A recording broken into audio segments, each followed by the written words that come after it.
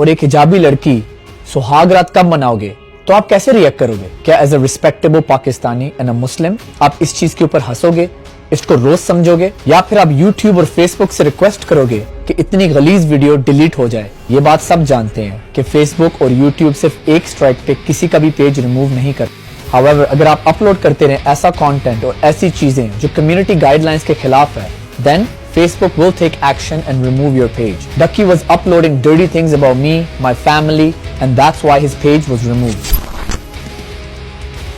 Ducky is absolutely right. उसने मुझे email भी की होगी, लेकिन मैंने उसे कोई रिप्लाई नहीं दिया क्योंकि मैं ऐसे इंसानों के मुंह नहीं लगना चाहता था।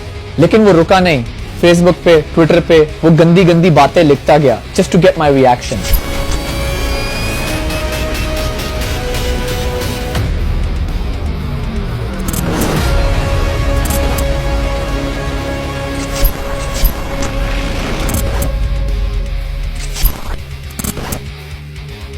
ये मेरी इस